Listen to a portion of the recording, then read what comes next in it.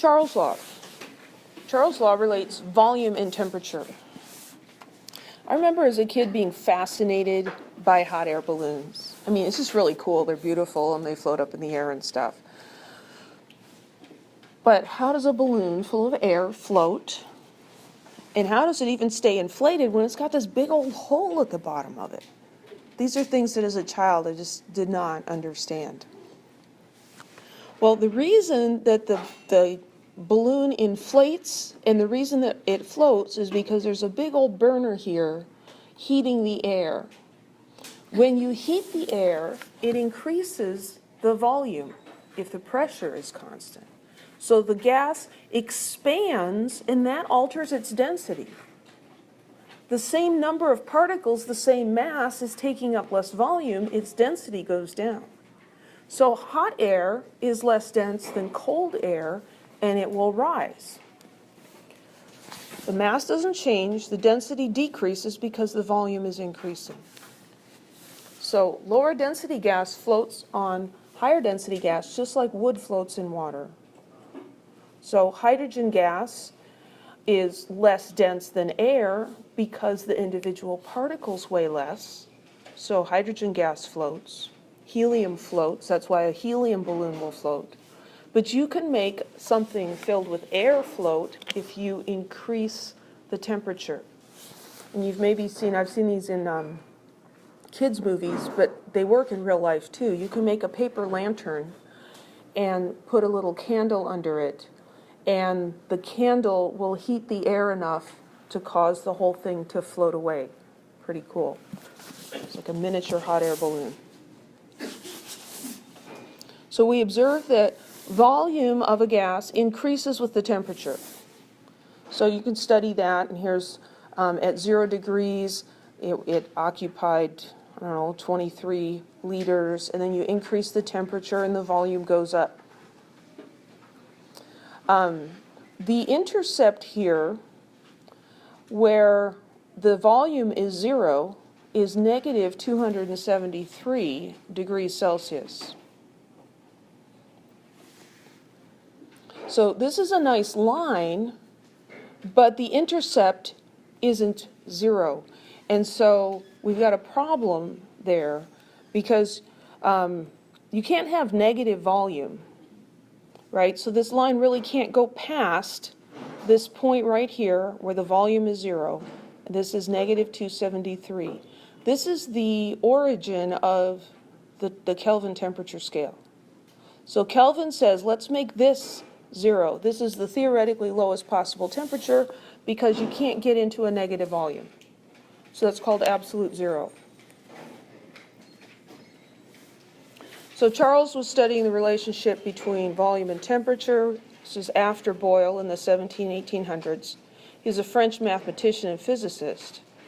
His law assumes that the pressure is going to be constant, and again, you're going to have the same amount of gas. You're not changing that. So his law states that the volume of a gas and its Kelvin temperature are directly proportional. The reason we have to use Kelvin temperature here is because the equation for a line is normally y equals mx plus b, the intercept. We need the intercept to be 0 so that we don't have any plus term. Okay, so it's very important to have the temperature in Kelvin and not in Celsius. So this is Boyle's law. I'm sorry, Charles' law. V1 over T1 equals V2 over T2.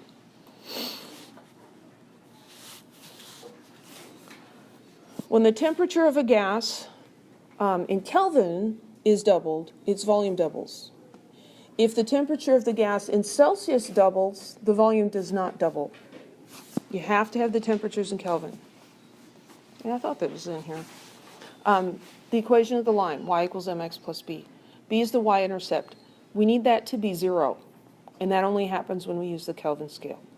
It simplifies everything. Kinetic molecular theory says if the temperature of a gas sample is increased, then the particles are going to move faster. We are holding the pressure constant. So if we want the pressure to remain constant when the gas particles are moving faster, we need to expand the volume. so that they have more room to run around. It's those kindergartners. Now we fed them energy drink on top of the sugar they were already on, and now they're just like crazy running around. We need to give them more space, so they're going to run into each other a lot. We want to keep the level of collision the same.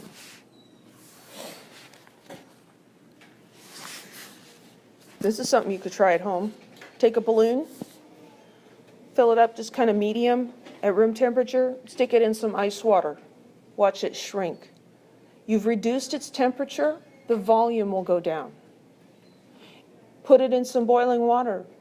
The temperature increases, the volume of the balloon will increase. It could pop, yes. If you had it fully inflated and you stuck it in boiling water, it probably would pop. So if you don't like popping things, you might not want to do that. This is the same thing that happens to balloons. You know, people will put helium balloons out on the mailbox or something when they have a party so people can find your house. And a lot of times you drive by and you'll notice there's a couple of the balloons that popped and they're hanging down. Pay attention to the color of those balloons. It's always the darkest balloons that happens to, because a dark balloon absorbs more heat from the sun's light and gets hotter and expands more and is going to pop before the lighter colored balloons are going to pop. Party planning via chemistry. Yeah. Question? Would the balloon decrease at room temperature after you boiled it? Yeah, if you boiled it, got it real hot, and then just let it set at room temperature, it would get smaller again and be in between these two. And I've observed this too when my kids brought home balloons from a party in the winter, you know, and they were floating, and then, you know, they get real cold in the car overnight, and they're on the floor of the car. Because they got smaller, and that increases the density. They don't float anymore. You bring them into the warm house, they warm up, and then they float again.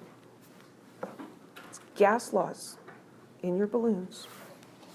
So let's do a problem with this. A sample of a gas has a volume of 2.8 liters at an unknown temperature. When the sample is submerged in ice water at 0 degrees Celsius, its volume decreases to 2.57 liters. What was its initial temperature in kelvins and in Celsius? So again, we're going to make a table and organize the numbers.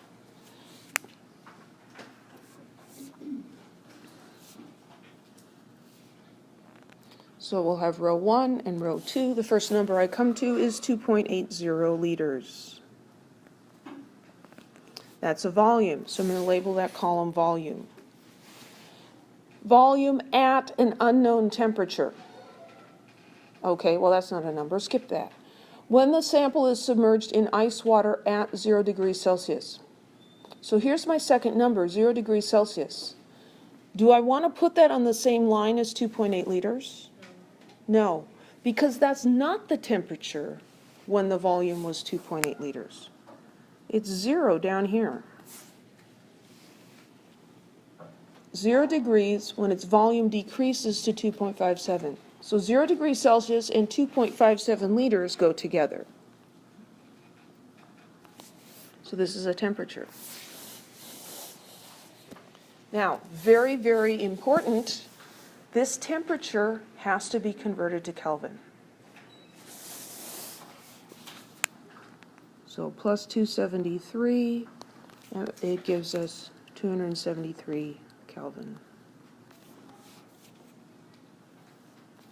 Because I'll show you what happens if we don't do that.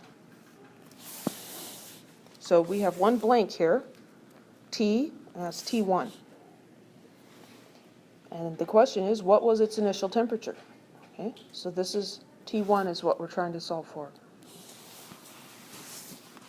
So Charles' law is V1 over T1 equals V2 over T2. Without doing the problem or rearranging it, let's just think about what would happen if we plug T2 equals 0 into this equation. What happens when you divide by 0? You get an error on your calculator, because anything divided by 0 is undefined. Okay, so you can't divide by 0. That's why you can't use Celsius. The other thing that will happen is sometimes you'll end up with negative volumes, and that can't happen either. So V1 over T1 equals V2 over T2. Now this equation has fractions in it, so you need to be careful. Some of you are great with this. You can rearrange this in your sleep. Awesome for you. For the rest of you, cross multiply, get rid of the fraction first.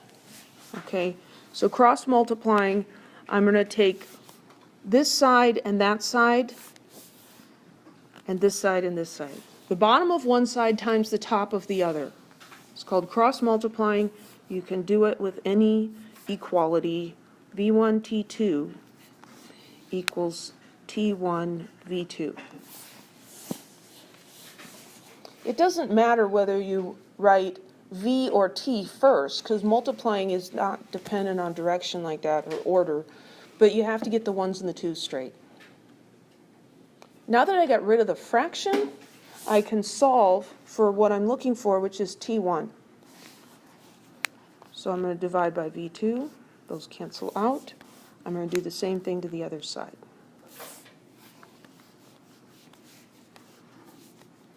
So T1 equals V1 times T2 divided by V2. So then I plug the numbers in, making sure I get the right ones. V1 is 2.80 liters. T2 is 273 Kelvin. V2 is 2.57 liters. You should always show your work when you do these gas law problems, because they can be confusing even to an experienced problem solver. So I'm not going to require that you show how you rearrange the equation, but the minimum you should show is the rearranged equation and that equation with the numbers plugged in with their units. That way, if the answer doesn't come out correct, you can go back and see what the problem was. Maybe you got your ones and twos mixed up. Maybe you plugged in the wrong values. You can figure out what went wrong. When we look at the units, we see liters cancel, so that's nice. We've got 2.8 times 273 divided by 2.57. And my calculator is showing me 297.43, and the unit would be Kelvin. I should have 3 sig figs in that. So that would be 297 Kelvin. So that's one of the answers. It also asks for the temperature in Celsius. Yes? Should we use 273 or 273.6? That's a great question. Should we use 273 or 273.15? I think it's better to use 273.15, but most of these temperatures are to the nearest 1 degree, and so it doesn't end up mattering. So if you care about details, go ahead and use the 0.15. If you don't, go ahead and just use the 273. So to convert this to Kelvin, I'm going to subtract 273. So 297 minus 273 is 24. The whole thing was 24.43 degrees Celsius.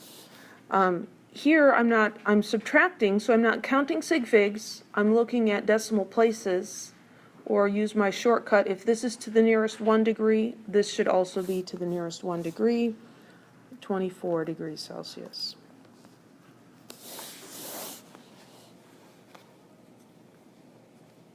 Any questions?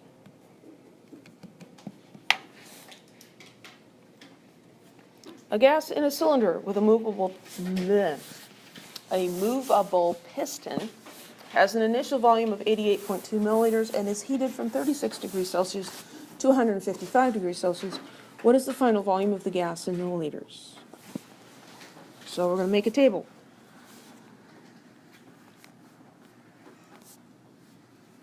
We're building furniture. Initial volume of 88.2 milliliters. So 88.2 milliliters, and I'm going to call that volume.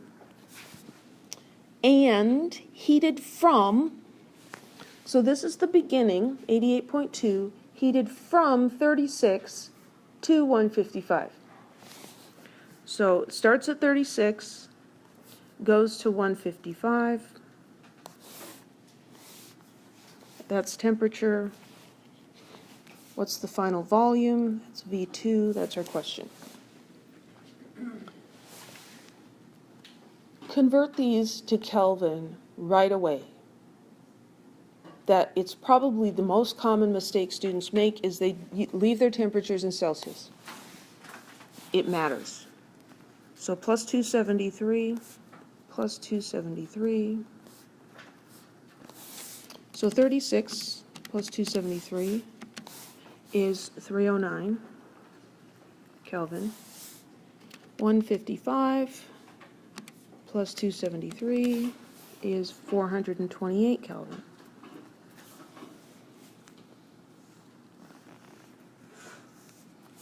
So those are the temperatures I want to use. Now I get out Charles' law. V1 over T1 equals V2 over T2. I'm going to cross multiply, get rid of the fractions. So I'm going to have V1 T2, that's this top here, times the bottom on the other side, is equal to the bottom of the first one times the top of the second one. And if you need some help with that, please come and talk to me. I can help you out with that. So this time we're looking for V2. So I'm going to take this equation and rearrange it, dividing both sides by T1. Does it matter like on this, when you put the TI first, does it matter if we put V2 TI instead of TI? It's T1. It doesn't matter, no. You can put V2 times T1. Is it still going to cancel out? It's fine. and do this thing? Yeah.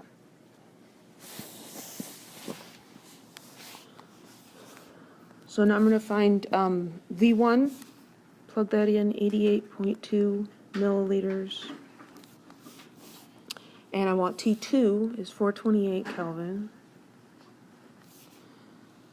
And then on the bottom is T1, 309 Kelvin. And this time the Kelvin units cancel out. 88.2 times 428 divided by 309. 122.16. And the unit is milliliters. And I've got 3 sig figs again. The question's asking for final volume in milliliters, so I don't need to convert any units. 122 milliliters. Questions?